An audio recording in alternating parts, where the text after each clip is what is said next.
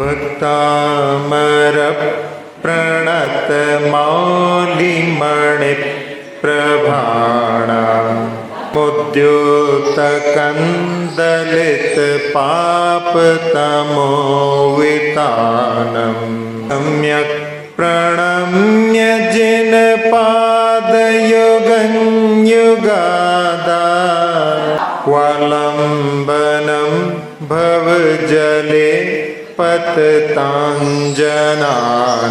यह संस्तुतः सकल वाङ्मय तत्त्वबोधा दुद्भूत बुद्धिपटुभिः सुरलोकनाथैः स्तोत्रैर्जगत्रितैश्चेत्तहरैरुदारैः स्तोषे किलाहमपि तं प्रथमं जिनेन्द्रम्। कल हमने 44वां काव्य लिया था, आज पुनः इसका उच्चारण कर लेते हैं। भौनिधौ क्षुभित भीषण नक्र चक्र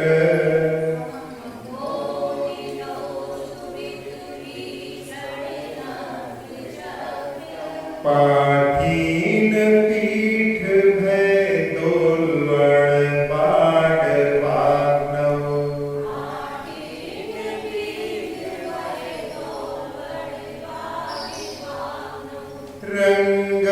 रंगतरंग शिखर स्थित ज्ञान पात्रा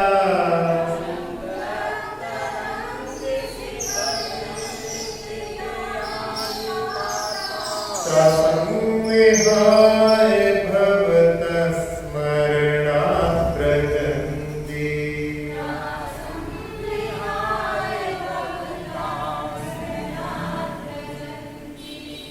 इस काव्य में आचार्य महाराज भगवान की स्तुति करते हुए कह रहे हैं कि क्षुभित भीषण नक्र चक्र पाटीन पीठ भैद उल्वण बाढ़ बाढ़, जिसमें क्षोभ को प्राप्त हुए हैं मगरमच्छ और मछलियां, और जिसमें विकराल बड़वानल है, ऐसे अम्भोनिधो यानी समुद्र में रंगत तरंग शिखरस्थित यान पात्रास, चंचल लहरों के किनारे पर जो स्थित है जहाज और उसमें जो मनुष्य बैठे हैं, भवतः स्मरणात् त्रासम विहाय भजन्ति, आपके स्मरण से वो भय को छोड़ करके, डर से मुक्त होकर के और गमन करते हैं, यात्रा करते हैं, अपनी मंजिलों को प्राप्त करते हैं। आज 45वां काव्य जो कि बड़ा ही विशिष्ट काव्य है, इस काव्य के माध्यम से शरीर में असाध्य रोग भी ठीक हो जाते हैं। उस काव्य को हम पहले गद्य के रूप में उच्चारण करेंगे।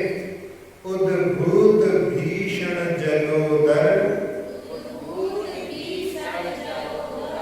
भार भोगना,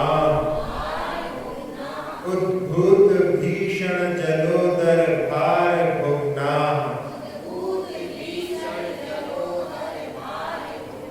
क्षोच्यां दशा मुपगताश्च्युत जीविताशा, मुपगताश्च्युत जीविताशा, क्षोच्यां दशा मुपगताश्च्युत जीविताशा, तत्पाद पंकज रजो वृत दिग्ध देहा मर्त्या भवन्ति मकरध्वज तुल्य रूपा, मर्त्या भवन्ति मकरध्वज तुल्य रूपा।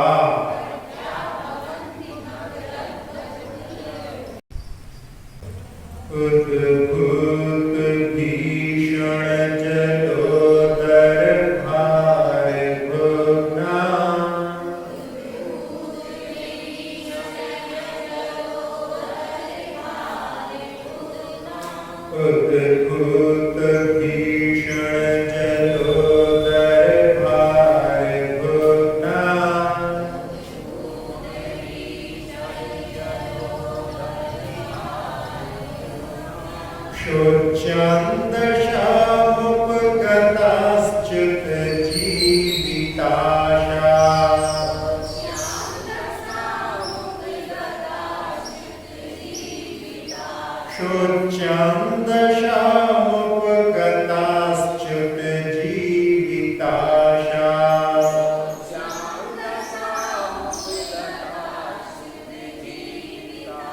तत्पाद पंकज रजो मृत दीप्त देहा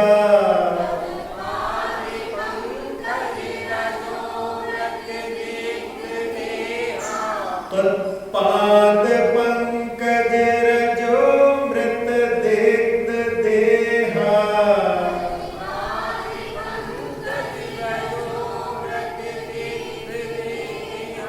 मर्त्या भवन्ति मकरध्वज तुल्य रूपा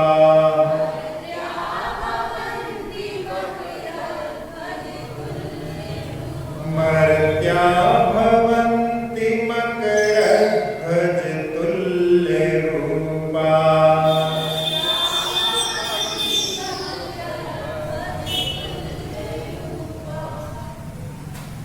इस 45वें काव्य में भक्ति गंगा में अवगाहन करते हुए आचार्य महाराज कह रहे हैं, उद्भूत भीषण जलोदर भार होना, उत्पन्न हुआ है भयंकर जलोदर रूपी रोग। पेट में जो कुछ भोजन किया जाता है वो जल के रूप में परिवर्तित होने लगता है, रक्त नहीं बनता। ऐसा भयानक रोग और उसके माध्यम से भार होना, यानी उस रोग के भार से कमर टेढ़ी हो गई, पीठ टेढ़ी हो गई है। शोच्याम दशाम उपगता, शोचनीय दशा को प्राप्त हो गया है, जिसमें कहा जा सकता है कि जो देखते हैं वो मन में सोचते हैं कि अब बचेंगे नहीं, ऐसी अवस्था को प्राप्त हो गया है। च्युत जीवित आशा, और स्वयं ने भी अपने जीने की आशा को छोड़ दिया है। ऐसा मर्त्य, मर्त्य जो है मनुष्यों के लिए कहा जाता है। तत्पाद पंकज रजो मृत दिग्ध देहा, आपके चरण कमल की रज को, जो कि अमृत के समान है, उससे अपनी देह को लिप्त करता है, उसको अमृत को अपने शरीर पर धारण करने वाला संतान मकरध्वज तुल्य रूपा भवन्ति, वो कामदेव के समान सुंदर तनका धारी हो जाता है।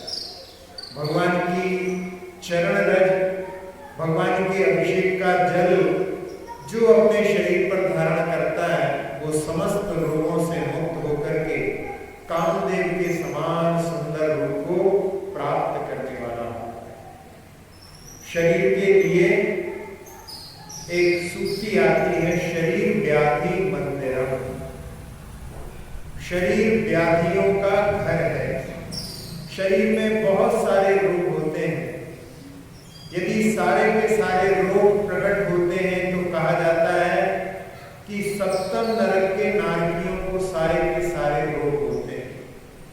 उन रोगों की संख्या करोड़ों में है, 5,68,99,584। इतने सारे के सारे रोग वहां पर प्रकट रहते हैं। अपने शरीर के अंदर भी बहुत सारे रोगों की वहां पर संभावनाएं रहती हैं। थोड़ी सी शरीर की इम्यूनिटी, प्रतिरोधक क्षमता कम हुई कि रोग शरीर के ऊपर आक्रमण कर देता है। आचार्य कुंद महाराज ने भाव बाहुड़ में एक उंगली के बराबर शरीर में 96 रोगों के लिए बताया है। अब एक उंगली से पूरे शरीर में यदि तुलना की जाए तो यहाँ पर जो संख्या लिखी है उसको आने में कोई आश्चर्य वाली बात नहीं। तो शरीर व्याधियों से घिरा रहता है। शरीर में कभी भी व्याधियां प्रकट हो जाती हैं। वात, पित्त, कफ, ये 3 प्रकृतियां थोड़ी सी असंतुलन में जाती हैं और शरीर में रोग उत्पन्न हो जाते हैं। छोटे मोटे रोग तो शरीर के प्रतिरोधक क्षमता के माध्यम से जल्दी सुधर जाते हैं, लेकिन यदि असाध्य रोग हो जाते हैं, जिसमें यहाँ पर उदाहरण के रूप में यहाँ पर जलोदर रोग को कहा, तो ये तो उपलक्षण मात्र है। शरीर में भयानक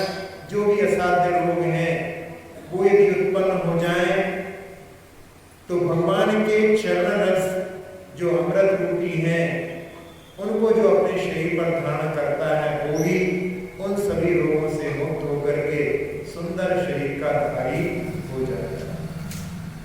आप लोगों ने एक ही भाव स्तोत्र में, जहां पर आचार्य वादिराज महाराज के शरीर में ही कुष्ठ रोग हो गया और महाराज अपने शरीर में रोग हो गया है, लेकिन रोग परिचय को सहन करते हैं, उसका प्रतिकार नहीं करते। एक व्यक्ति ने महाराज को जब रोग से ग्रसित देखा तो उसने जाकर के राजा से शिकायत कर दी कि जैन साधु कोड़ी होते हैं, और वहां पर राजश्रेष्ठी ने कहा कि नहीं,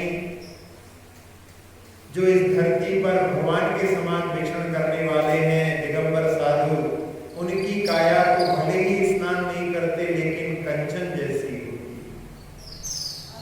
एक व्यक्ति ये कह रहा है और एक व्यक्ति ये कह रहा है। इसका निर्णय कल चल करके करेंगे।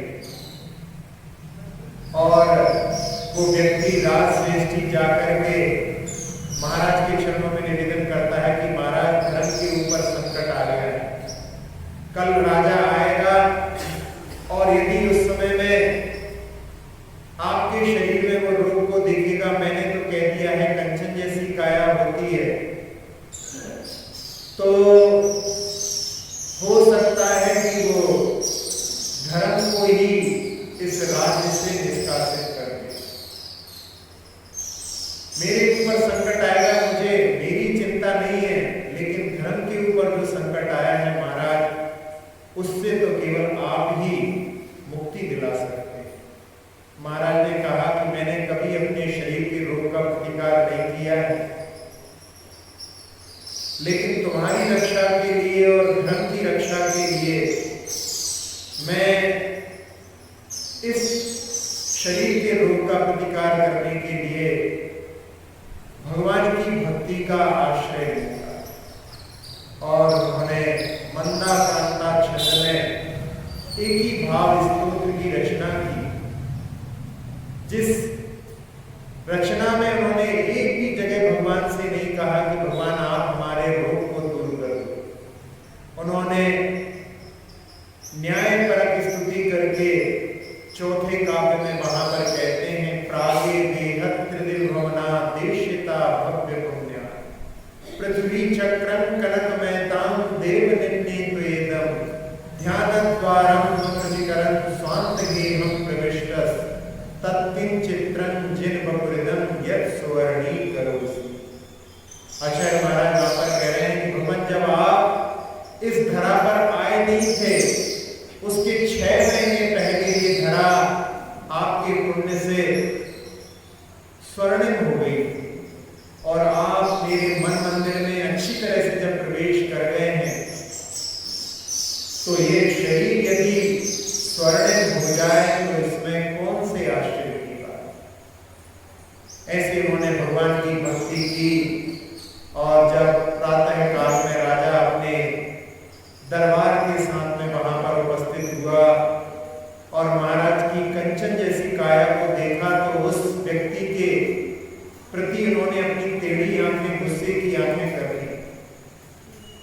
महाराज ने कहा कि नहीं, इस पर क्रोधित मत होइए। इस व्यक्ति ने गलत नहीं कहा है। असाता देवी कर्म के उदय से मेरे शरीर में रोग उत्पन्न हुआ था, लेकिन भगवान की भक्ति से वो रोग तिरोहित हो गया है, लेकिन अभी भी पूरा नहीं गया है। अभी अभी हम आपके सामने भगवान की भक्ति का महात्म्य दिखाते हैं। और इन्होंने भगवान की भक्ति करके वो बचा हुआ जो रोग उनकी उंगली में था, उसको भी सामने सामने नष्ट कर दिया। उस समय में सारे लोगों के लिए भगवान की भक्ति का महात्म्य, धर्म की महिमा का अवभाषण हुआ। तो ऐसी जहां पर स्थिति बनती है उसमें भगवान की भक्ति के माध्यम से इस प्रकार की घटनाएं घटती हैं, जहां सनत कुमार चक्रवर्ती के शरीर में भी कुष्ठ रोग हो गया था, लेकिन उन्होंने रिद्धियों को प्राप्त करने के बाद में भी कभी उसका प्रयोग अपने शरीर के रोगों को दूर करने में नहीं किया। वैद्य लोग बनकर के देव वहां पर आ गए, क्योंकि स्वर्गों में सौंदर्य की सभा में चर्चा चल रही थी कि रोग परिचय को सहन करने में कौन प्रसिद्ध है। पहले उनकी सुंदरता की प्रसिद्धि चलती थी, अब मुनि बनने के बाद में उनके रोगों के परिचयों को भी समता के साथ में सहन करते, उसका प्रतिकार नहीं करते। देवों ने वैद्य का रूप बना करके और वहां पर आसपास में घूम रहे हैं। सब्जी वाले तो सब्जी ले लो वगैरह चिल्लाते हैं, लेकिन वो वैद्य भी वहां पर दवाई ले लो कहते हैं। महाराज उनसे पूछते हैं,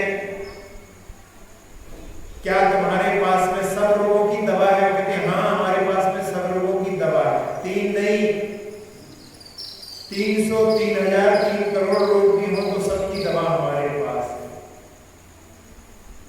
महाराज ने कहा, हमारे रोग को वैसे वैद्य लोग जो होते हैं, कई कुशल वैद्य ऐसे होते हैं, बिना नाड़ी को देखे ही केवल चेहरे को देख करके रोग पहचान जाते हैं। तो तुम बताओ कौन सा रोग है? कहते महाराज जी, आपके शरीर में तो कुष्ठ रोग के अलावा कोई से दूसरे रोग के लक्षण दिखाई नहीं देते। आप ही बता दें 3 रोग आपके कौन से हैं? महाराज वहां पर कहते हैं, जन्म, जरा, मृत्यु, ये 3 रोग। जैसे ही वो देव सुनते हैं, जिन्होंने सौंदर्य की सभा में भी कई बार जिनवाणी का पान किया है और चरणों में नतमस्तक हो गए कि इसकी औषधि तो केवल आपके पास में ही है, रत्नत्रय रूपी औषधि के माध्यम से ही इन 3 रोगों की औषध हो सकती है, इन 3 रोगों से मुक्ति मिल सकती है। जन्म के लिए सम्यक दर्शन, जरा के लिए सम्यक ज्ञान और मृत्यु के लिए सम्यक चारित्र, ये 3 रत्नत्रय ही इनसे मुक्ति दिलाने वाले हैं। और उनकी स्तुति करके वो देव वहां से चले जाते। तो ऐसे चौथे काल के जो मुनिराज होते थे, वो रोगों का प्रतिकार भी नहीं करते थे। इस काल में तो साधुओं के लिए कहा है कि यावदस्ति प्रतिकार तावत कुर्यात प्रतिक्रिया, जब तक प्रतिकार अपन रोग का कर सकते हैं तब तक रोग का प्रतिकार करने का प्रयास करो। तथापि अनुपशांता नाम अनुद्वेगी प्रतिक्रिया, यदि फिर भी रोग ठीक नहीं होता तो उस समय में उस रोग की प्रति समता के साथ में सहन करना ही उस रोग का उपचार है। तो ऐसे रोग परिचय को जो सहन करते हैं वो तो धन्य है, लेकिन उन मुनिराजों का जिनका की प्रभाव पहले रिद्धि के रूप में भी अपन ने देखा था कि जिनके रिद्धि के प्रभाव से लोगों के सर्प आदि के विष भी दूर हो जाते थे, ऐसे ही मुनिराजों के रिद्धि का प्रभाव इस पंचम काल में भी देखा जाता है। वैसे तो रिद्धियां नहीं होती हैं, लेकिन उनके तप का प्रभाव कि उसके माध्यम से लोगों के रोग दूर हो जाते हैं। आचार्य शांति सागर जी महाराज के पास में एक व्यक्ति गया और उसने कहा कि महाराज, हमारे शरीर में सफेद दाग हो गए, कैसे हम उससे मुक्ति प्राप्त करें? तो महाराज ने कहा कि एक ही भाव का पाठ किया करो। और वो एक ही भाव का पाठ करने लगा और उसका सफेद दाग का जो रोग था बहुत कुछ दूर हो गया। और महाराज के पास में आया और महाराज से कहने लगा कि महाराज, आपके उपदेश से मैंने इसका पाठ किया, सब जगह का दाग तो मिट गया, लेकिन यहाँ माथे पर थोड़ा सा अभी भी जो है उसका दिखाई देता है, हल्का हल्का भले पड़ गया लेकिन पूरी तरह से नहीं गया। और उसने महाराज के चरणों में नमन करके इस बात को कहा, तो महाराज ने उसके सिर पर हाथ रख करके जैसे उसको साफ कर दिया हो। और जब अगली बार उसने अपने मुख को दर्पण में देखा तो वो वहां पर वो दाग भी गायब हो चुका।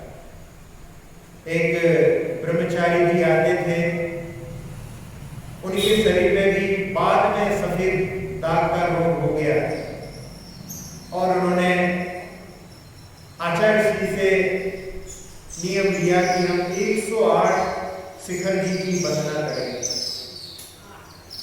और प्रतिदिन वो वंदना करते थे। 1.5 साल में उन्होंने 108 वंदनाएं की। बीच बीच में कभी अनुकूलता नहीं रही, कभी स्वास्थ्य ठीक नहीं रहा, ऐसे करके। लेकिन कैसा संकल्प था उनका कि नीचे आकर के पानी पीते, निर्जल पूरी वंदना करते थे और हर चरण पर अभिषेक करते थे। साथ में अपने लेकर के जाते थे, अभिषेक करते थे, उसका गंधोदक लगाते थे।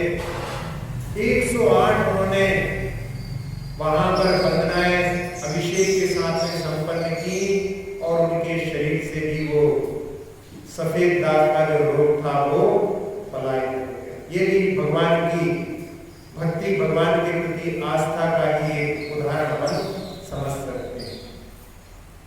आचार्य ज्ञान सागर जी महाराज गुरुनाम गुरु, उनके भी चरणों का जहां आहारचर्या होती थी, उनके चरणों के उदक को लेकर के, चरणोदक को लेकर के भी 2 वहां पर श्रेष्ठी थे जिनको की सफेद दाग था, उन्होंने उस पर लगाया, उनका वो ठीक हो गया।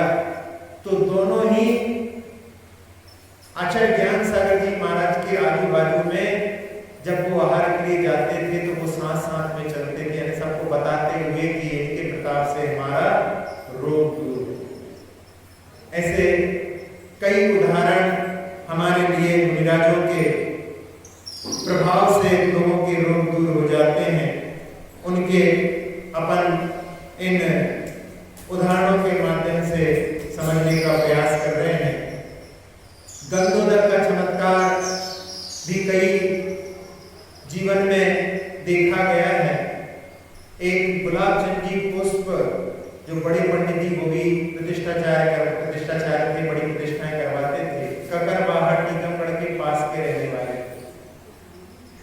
और वहां जब वो रहते थे तो उनके बड़े पुत्र के लिए माता का प्रकोप आया और माता के रोग में वो प्रकोप इतना बढ़ गया कि उनकी आंखें बंद हो गई और दोनों पैर बिल्कुल छाती से लग गए, चलना फिरना बंद हो गया, बहुत कम भोजन हो गया। ऐसी स्थिति लगा कि अब तो बिल्कुल मृत्यु निकट है।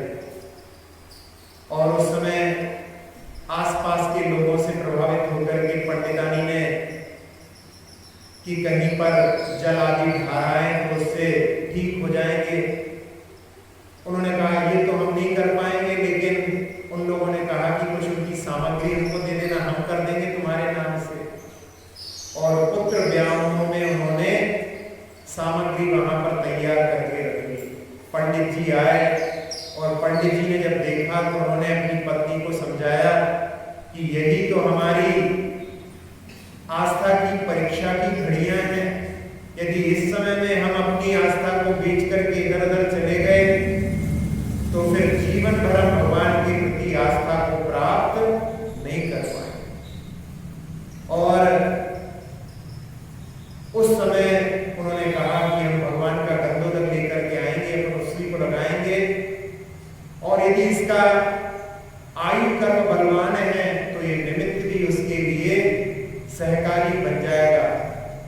और हुआ ऐसा ही, थोड़े दिनों में उस रोग का उपशमन हो गया और और उनकी आस्था वहां पर विजय को प्राप्त हो। नहीं तो छोटी छोटी बातों में लोग प्रभावित होकर के इधर उधर चले जाते हैं। व्यक्ति जब दुखी होता है, इसीलिए कई धर्म के प्रचार करने वाले ऐसे ही लोगों को पकड़ते हैं, एक वो शिक्षा के माध्यम से और एक दूसरा उपचार के माध्यम से लोगों को उनकी आस्था में भी वहां पर परिवर्तन करने के लिए प्रयास करते हैं। इसीलिए आस्था जिनकी मजबूत है भगवान के प्रति, उनके लिए ही कहा गया है कि वही उस आस्था के वशीभूत आस्था के ही बल पर अपने असाध्य लोगों को भी भगवान की भक्ति से दूर करने में समर्थ होते हैं। पार्श पुराण में कवि भूदरदास जी ने एक पंक्ति लिखी है, पारस प्रभु तज और को जे नर पूजन जान, कल्प वृक्ष को छाड़ी के बैठे थूहर छान। भाव समझ में आया कि पार्श्वनाथ भगवान को छोड़ करके यहाँ वहां के तथाकथित देवताओं की शरण में लोग जाते हैं, वो ऐसा ही काम करते हैं जैसे किसी ने कल्प वृक्ष की छाया को छोड़ करके और थुअर नाग फनी की, जहां पर कांटे ही कांटे रहते हैं, उसकी छाया को, उसमें छाया को ढूंढने का काम कर रहे हैं। तो इसके माध्यम से हमारी भगवान के प्रति कैसी आस्था होना चाहिए, ये हम इस उदाहरण के माध्यम से अपने जीवन में अवश्य ही प्रकट करें। जब मैना सुंदरी का विवाह श्रीपाल के साथ में संपन्न हो गया और मैना सुंदरी ने वहां पर कि मेरा क्या कर्तव्य है, मेरा कर्तव्य मेरे पति की सेवा करके उनको रोग से मुक्त करना है, और वो सेवा में लग गई, दिन रात सेवा करती और साथ साथ में धर्म के बाकियों से उसको संबल लेने का भी प्रयास करती। उनकी शरीर की स्थिति ऐसी थी कि करवट बदलते बदलते कई बार शरीर की त्वचा फट जाती थी और उसमें से शरीर के अंदर का मलिन पदार्थ बाहर आ जाता। बड़ी कुशलता से मैना सुंदरी उनकी बैया वृत्ति सेवा करती थी। इतनी सेवा करते देख करके श्रीपाल के मन में ऐसा आता था कि पूर्व के किसी पाप कर्म के वजह से मेरे को तो ऐसा शरीर में रोग उत्पन्न हुआ है, लेकिन मैं इससे सेवा करा करके और आगे पाप कर्म का बंधन कर रहा हूं। और उसने एक दिन कह दिया कि तुम अपने पिता के घर चली जाओ और जब मैं स्वस्थ हो जाऊं तब तुम आना। जैसे ही ये शब्द मैना सुंदरी के कानों में पड़े तो उनकी आंखों से अश्रु की धार फूट पड़ी। वो कभी नहीं रोई थी, लेकिन ऐसे वाक्यों को सुनकर के, और उस समय उसने कहा कि उससे क्या गलती हो गई। उसने कहा कि वृक्ष से छाया कैसे अलग हो सकती है। पति दर दर में रोग को सहन करता हुआ घूमे और पत्नी पिता के घर में आराम से रहे, ये कैसे संभव हो सकता है। और उसके व्यतीत देख करके श्रीपाल मन में सोचते हैं कि मैंने ऐसा नहीं सोचा था कि इतना ज्यादा ये व्यतीत हो जाएगी। और उस समय में कि यदि मैं आपसे दूर रही, जैसे ही मैं आपसे दूर होंगी तो फिर मेरा जीवन संभव नहीं। तब उस समय में श्रीपाल कह देते हैं कि अब मैं ऐसी बात दोबारा नहीं करूंगा।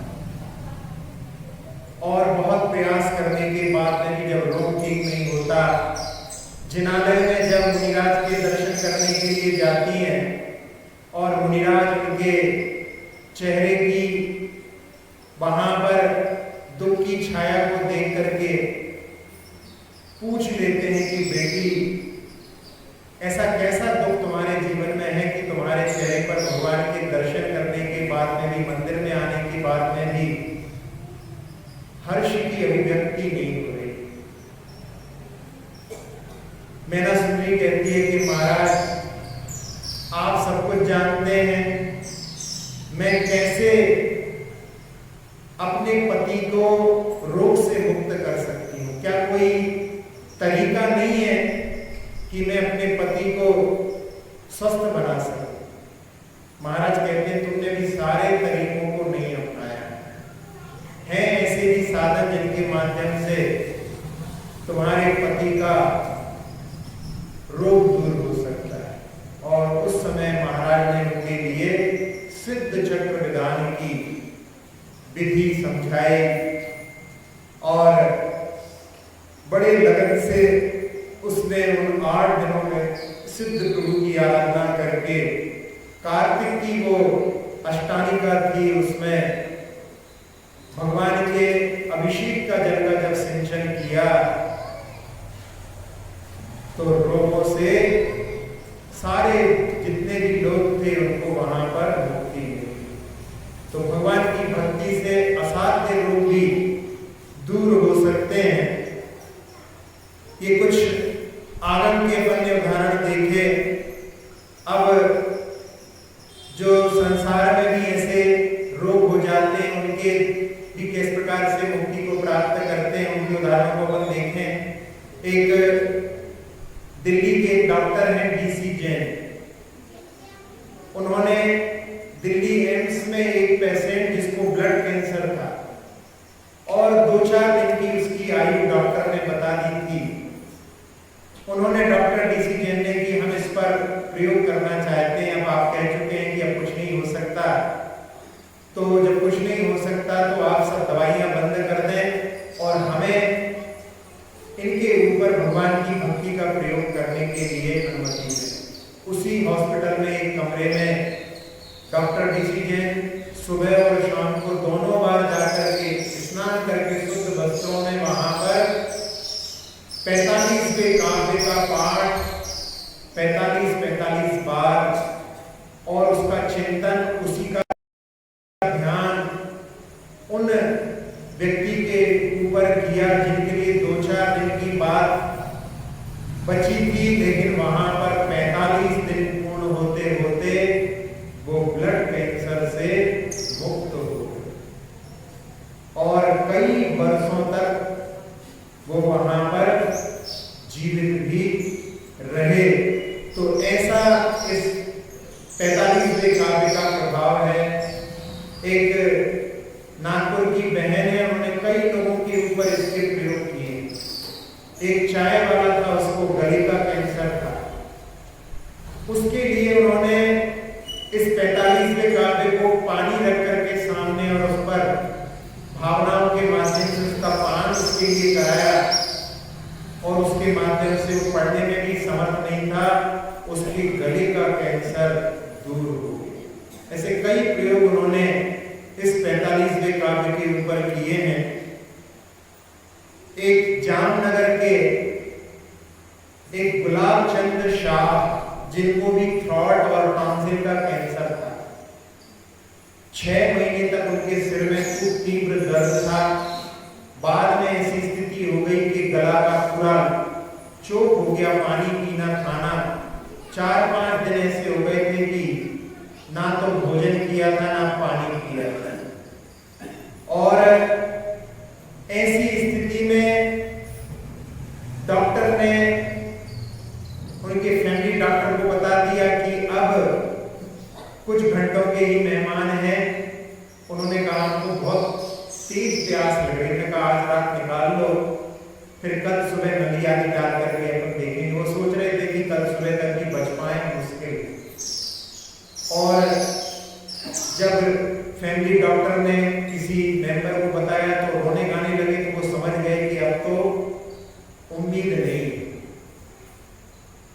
कोई सॉरी बोलता है तो अच्छा लगता है, लेकिन जब डॉक्टर सॉरी बोलता है तो लोग समझ जाते हैं कि अब तो बाजे बजने की बारी आ गई। लेकिन उन्होंने उस समय में सोचा कि अब मृत्यु निकट है तो ठीक है, लेकिन अंत समय धर्म ध्यान के साथ में हमें बिताना है।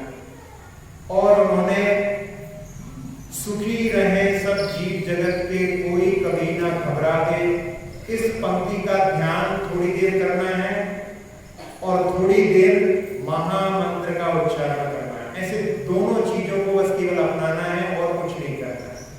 और उसके पहले उन्होंने पूरे परिवार से भाव से भर करके क्षमा मांगी कि कल का सुबह हो ना हो कोई भरोसा नहीं। और एकांत में सबसे कह दिया कि वो एकांत में ध्यान और ये भावना और महामंत्र का जाप करेंगे, बस उसके अलावा और कुछ नहीं। और ऐसा हुआ कि रात के समय में उनको उल्टी की इच्छा हुई और वहां पर तस्वीर आदि में उन्होंने बहुत सारी वमन कर दिया और उनको ऐसा लगा कि सारा जो है रोग हमारा बाहर हो गया है। 5-6 दिन से वो रात में शयन नहीं किए थे और बहुत अच्छे से उनको नींद आ गई। सुबह उठे, डॉक्टर आदि को दिखाया, फिर उनको गला भी खुल गया था और खाने पीने की भी उनको वहां पर इच्छा होने लगी। धीरे धीरे करते करते वो स्वस्थ हो गए। वो डॉक्टर मोदी जो वहां पर बॉम्बे में हॉस्पिटल में, टाटा मेमोरियल हॉस्पिटल के जो डॉक्टर थे, वो कहने लगे कि जिस व्यक्ति ने 5-6 दिन से कुछ खाया नहीं हो और इतना सारा जो है उल्टी में कुछ निकले, ये तो कोई आश्चर्य से कम नहीं। मतलब वहां पर मंत्र के प्रभाव से उनका सारा का सारा कैंसर बाहर निकल गया। एक साहित्यकार हुए हैं जैनेन्द्र कुमार, जैन थे वो, और उन्होंने हस्तिनापुर में वहां पर गुरुकुल में अध्ययन भी किया था, लेकिन बाद में साहित्यकारों के बीच में वो जैन धर्म की सारी क्रियाओं को भूल चुके थे और एक बार वृद्धावस्था में वो बीमार पड़े। जब बीमार पड़े तो उस समय उन्होंने डॉक्टर को दिखाया। डॉक्टर ने उनसे वहां पर ट्रीटमेंट करने के लिए कहा। उनकी बहुत ही हालत खराब थी, श्वास भी लेते नहीं बन रहा था, लेटते भी नहीं बन रहा था, बड़ी बेचैनी थी। डॉक्टर उनसे बार बार कह रहे थे कि आप लेट जाएं, लेट जाएं। और वो एक बार जो है झल्ला करके डॉक्टर से कहने लगे कि आप जो है शांत रहें, मैं जानता हूं कि ये क्यों हुआ। मैंने भगवान की आस्था एक समय में प्राप्त की थी और मैंने संकल्प किया था कि मैं भगवान की आराधना प्रतिदिन करा करूंगा, लेकिन मैंने उसको छोड़ दिया। उसका ही ये प्रभाव है कि आज मेरी ऐसी स्थिति हुई।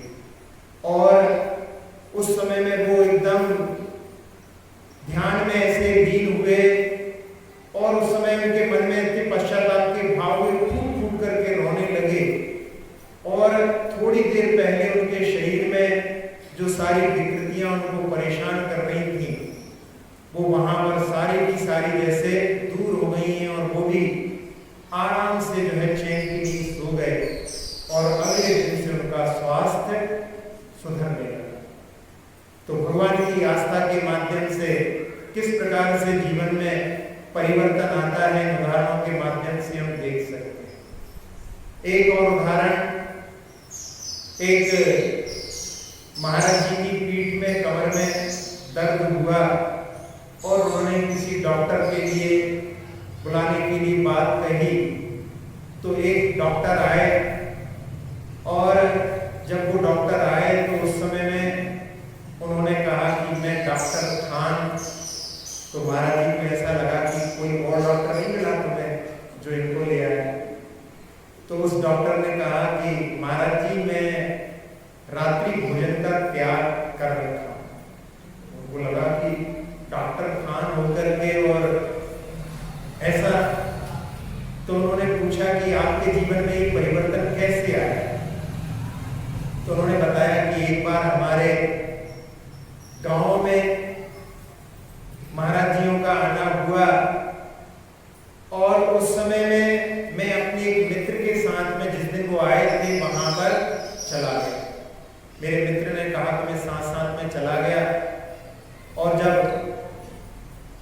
साधु महाराज से बात हुई तो मैं तो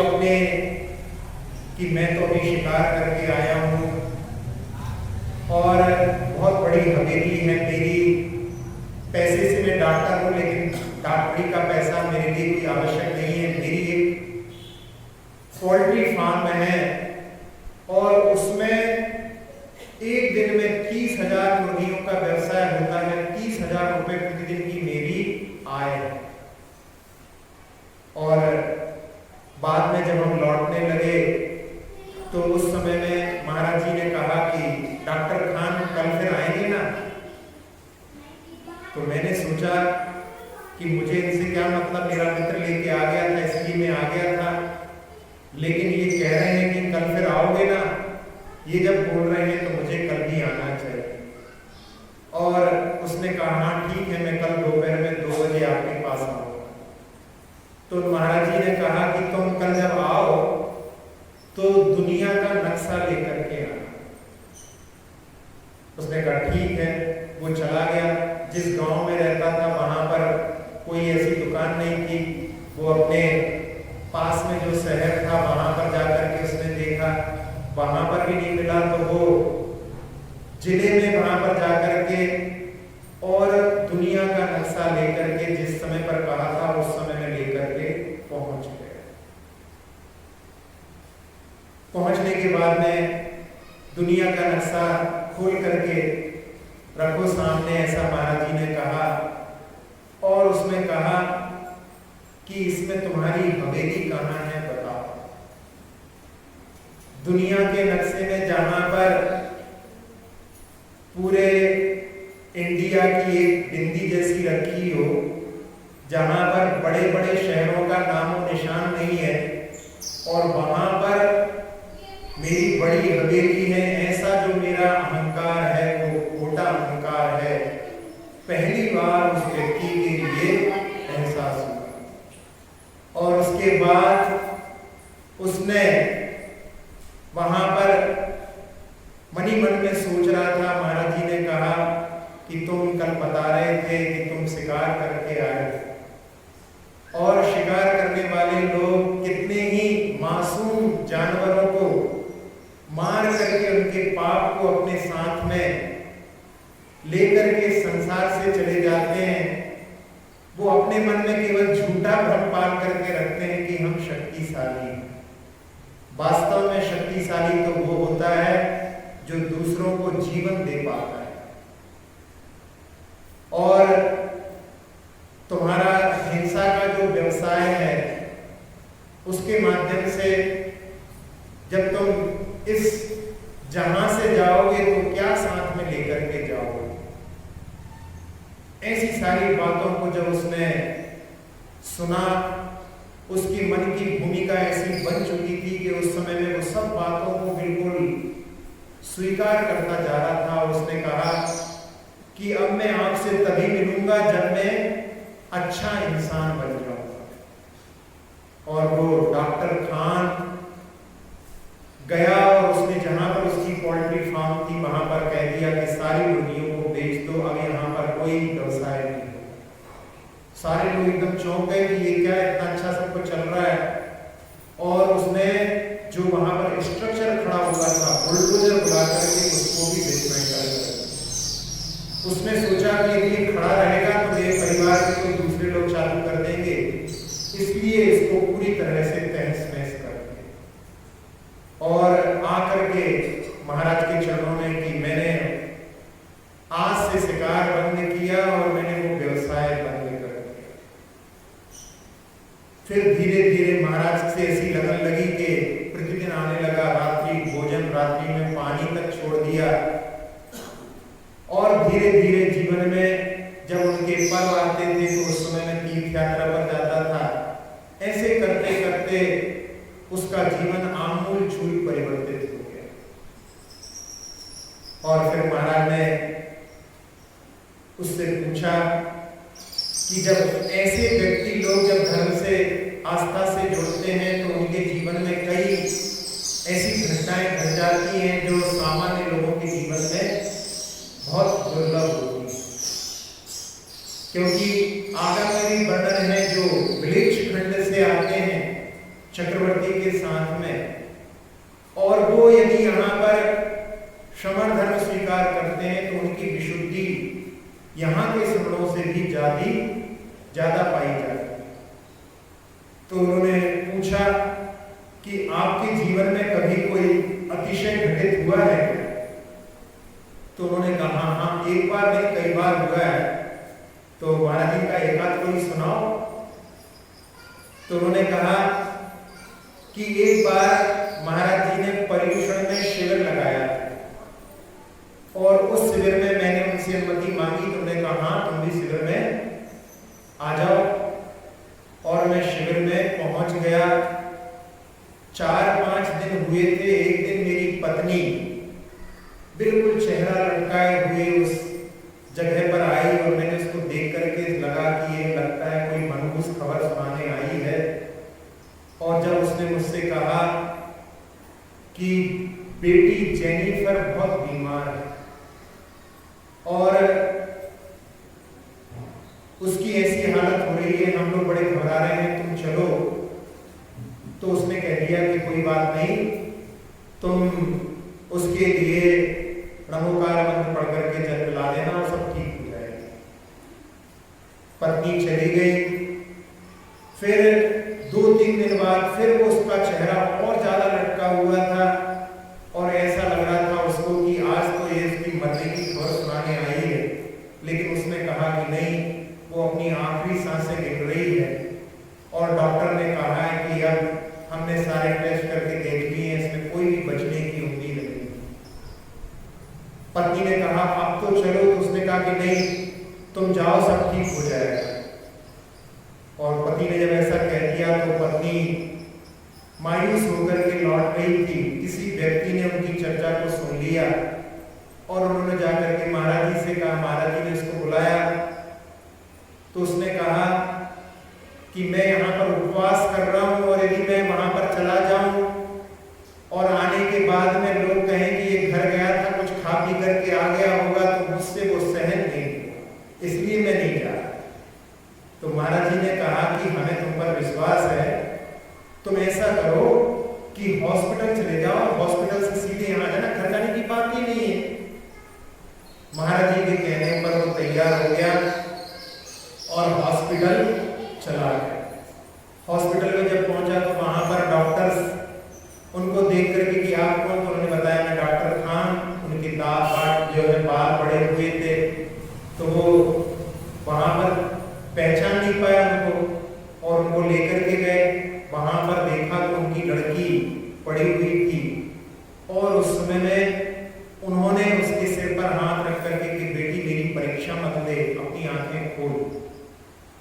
कहने लगे कि मैं महामंत्र पढ़ करके उससे बस यही बोल रहा था कि तुम अपनी आंखें खोलो, और थोड़ी ही देर में उसने अपनी आंखें खोल और खोलने के बाद में वो कहने लगे कि पापा मुझे पानी पिलाओ। तो मैंने नर्स को इशारा किया, वो पानी लेकर के आई और फिर पानी का गिलास लेकर के मैंने फिर महामंत्र पढ़ करके उसको पानी पिलाया। और पानी पिलाने के बाद में बेटी बोलने लगी कि पापा मुझे अच्छा लग रहा है, मुझे घर ले चलो।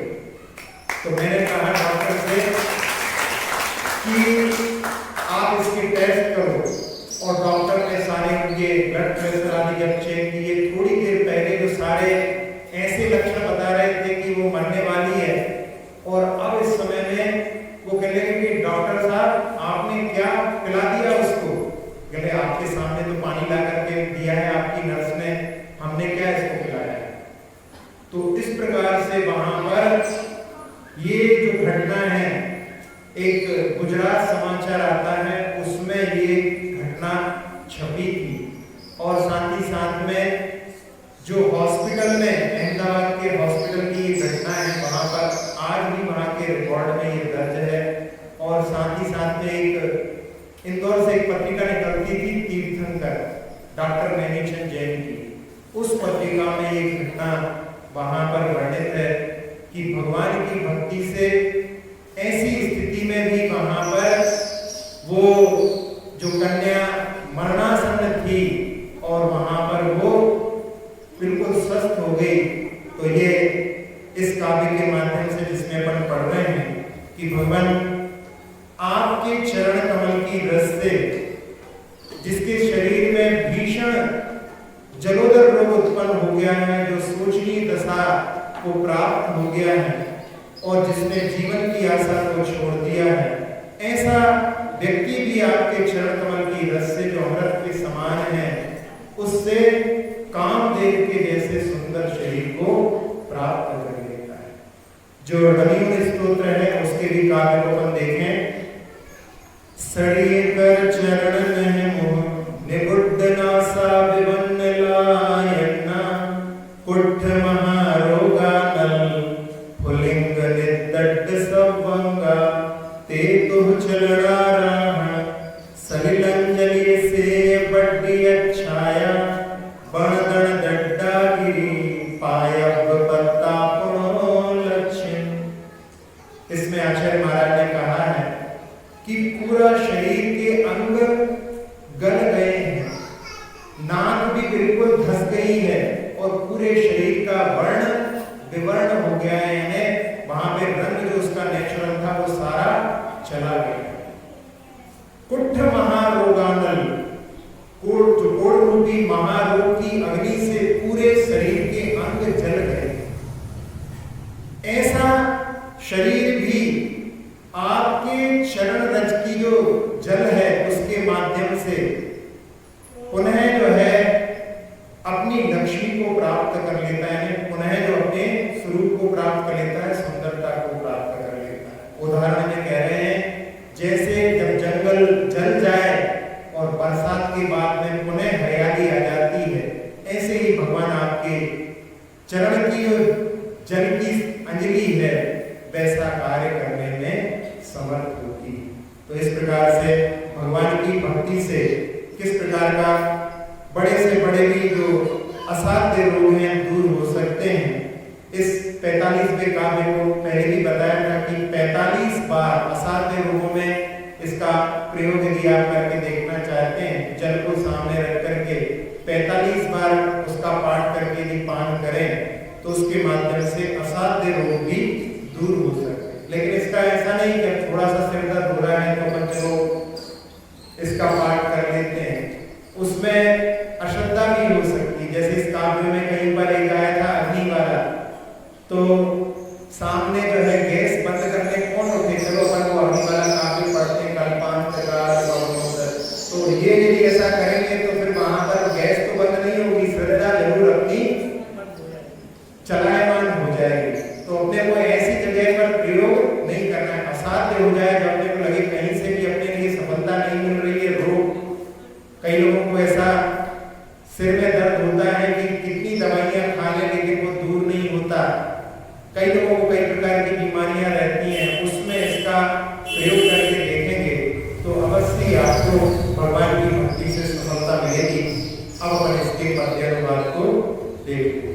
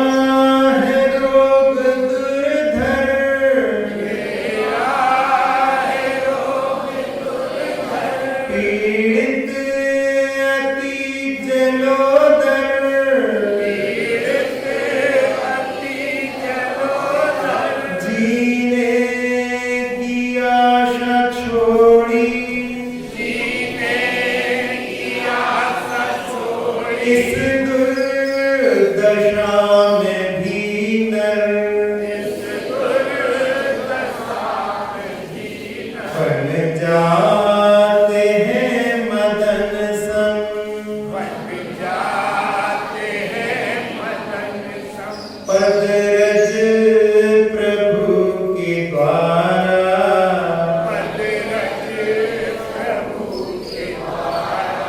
आओ पढ़े भक्तामर, प्रभु गुण की है ये माला, स्तोत्र ये निराला। अक्षर पद मात्रा से दूषित वचन अगर ममहीन रहे और प्रमाद कषाय के वश में सम्यक अर्थ विलीन किए, जिन वाणी माता मेरी उन सब त्रुटियों को क्षमा करें, दें आशीष शीघ्र हम सबको केवल लब्धि रमा मिले, प्राप्त हमें हो बोधि समाधि परिणामों की शुद्धि हो, निज आत्म उपलब्ध हमें हो, शाश्वत सुख की सिद्धि हो, चिंतित वस्तु दात्री माता चिंतामणि उपमा